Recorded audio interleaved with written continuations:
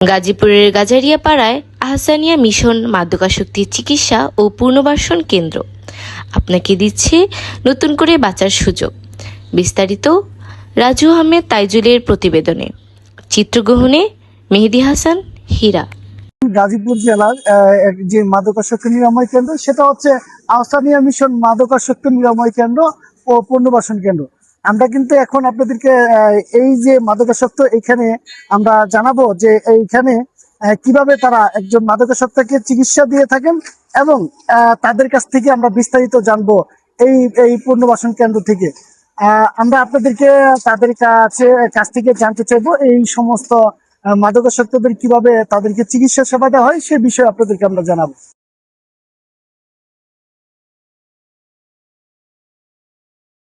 মোহাম্মদ কামরুল হোসেন, আমি এখানে ম্যানেজার হিসেবে দায়িত্ব পালন করতেছি। আমাদের প্রতিষ্ঠানের নাম হচ্ছে ঢাকা আহসানিয়া মিশন।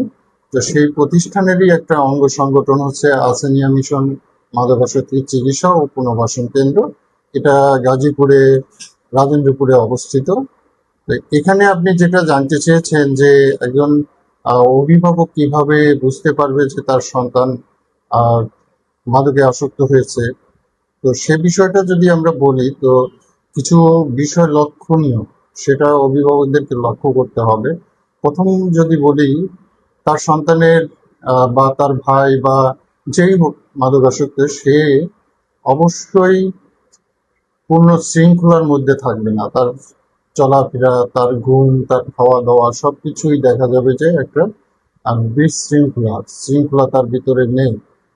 অর্থাৎ সে সঠিক সময়ে ঘুমাচ্ছে না, সঠিক সময়ে ঘুমের থেকে উঠছে না, বিশেষ করে রাতে ঘুমাইতে চায় না, দিনে ঘুমায় বেশি।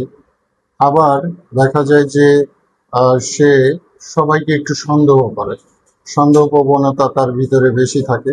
সে একাকী থাকতে পছন্দ করেন, বিশেষ করে ঘরে থাকলেও তার রুমে কাউকে ঢুকতে দিতে চান না। এরপরে দেখা যায় যে সে প্রতিনিয়ত যে বাইরে যাচ্ছেন, এটাও তার একটা শৃঙ্খলার মধ্যে থাকে না। মন চাইলেও সে বাইরে চলে গেল। বিশেষ করে এরা সন্ধ্যার পরে বা রাতেই একটু বের হয় বেশি, এবং রাতে বের হলে অনেক সময় যে টাইম ধরে সে ফিরে আসবে এটা আসে না। ইভেন কিছুদিন দেখতে পাবেন আপনারা যে উনি ঘরেই ফিরে নাই, হয়তো সকালে ফিরছে, জিজ্ঞেস করলে হয়তো বলবে যে বন্ধুর বাসায় আছি। এরপরে দেখা যায় যে সে আগের তুলনায় তার শারীরিক কিছু ঘাটতি দেখা দিতে পারে। ইভেন তার যে খাওয়া দাওয়া এটা রুটিন মাফিক সে করে না। আর বাইরে তো যাবেই, এর সাথে সাথে তার চাহিদার কিছু বিষয় বৃদ্ধি পায়, যেমন হচ্ছে টাকা পয়সা।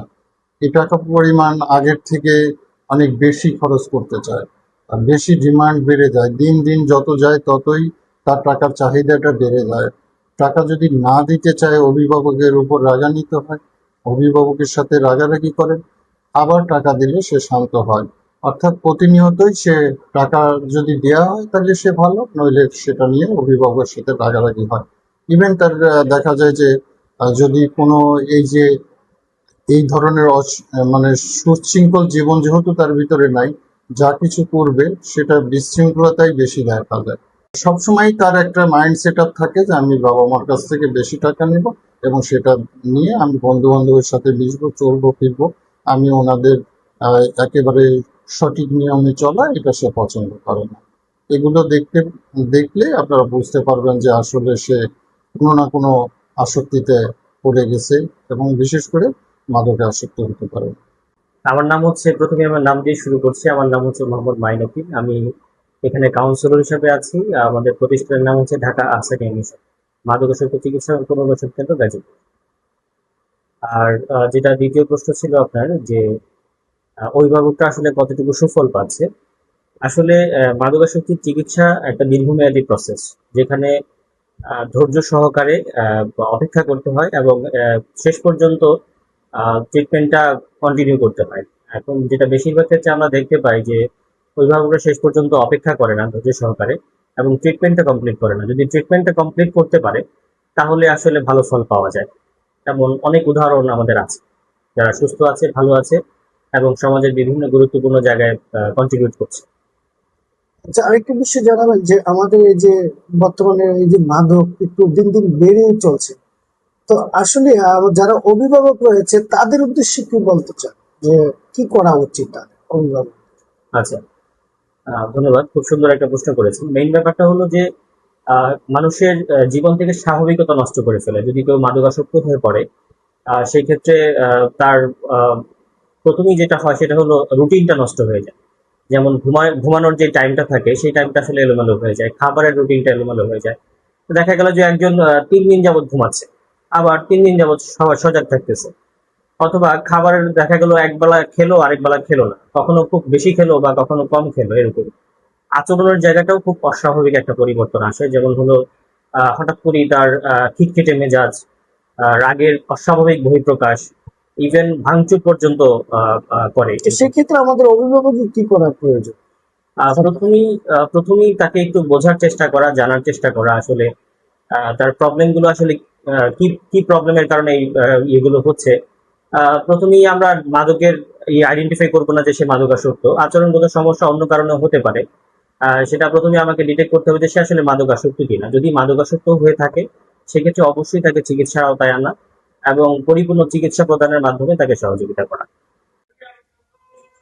দেখছেন আপনারা আজকে আমাদের গাজীপুরে আহসানের মিশন মাদকাসক্ত নিরাময় কেন্দ্র, সেই নিরাময় কেন্দ্রে আমরা কিন্তু জানতে পেরেছি যে তারা কিভাবে চিকিৎসা দিচ্ছে। এবং আপনারা জানেন যে মাদকাসক্তি আসলে চিকিৎসাই মূল কথা নয়, মূল কথা হচ্ছে নিজস্ব নিজস্ব যে ভাবে যে ভালো হওয়ার চিন্তা ভাবনা, সেটাই কিন্তু গড়ে তুলতে হবে। তো আমরা চাচ্ছি যে যারা গার্ডিয়ান রয়েছেন, যারা অভিভাবক রয়েছেন, তারা কিন্তু প্রত্যেকে আপনারা আপনাদের সন্তানের প্রতি খেয়াল রাখবেন এবং খেয়াল রাখবেন আপনার সন্তান কার সাথে চলাফেরা করছে। অভিভাবকের কাছেই কিন্তু সন্তানের নিরাপদ, সে নিরাপত্তার কথা চিন্তা করেই কিন্তু আপনাদের খেয়াল রাখতে হবে আপনার সন্তান কোথায় আছে, কার সাথে মিশছে। মাদক থেকে আমাদের দূরে থাকতে হবে, মাদককে আমরা না বলবো, মাদককে আমরা ঘৃণা করি সবাই। আসুন প্রত্যেকেই যারা অভিভাবক রয়েছে তারা প্রত্যেকে যেন মাদকের বিরুদ্ধে যুদ্ধ করি। আর আপনার সন্তানকে যখন জানবেন যে মাদকে আসক্ত হয়েছে, তেমনি তখনই কিন্তু সাথে সাথে যদি আপনি আপনার সন্তানকে যে কোনো নিরাময় কেন্দ্রে নিয়ে আসেন, সুস্থ হওয়ার সম্ভাবনা রয়েছে। তবে সবচেয়ে বড় কথা হচ্ছে নিজের চেষ্টাই সবচেয়ে বড় চেষ্টা।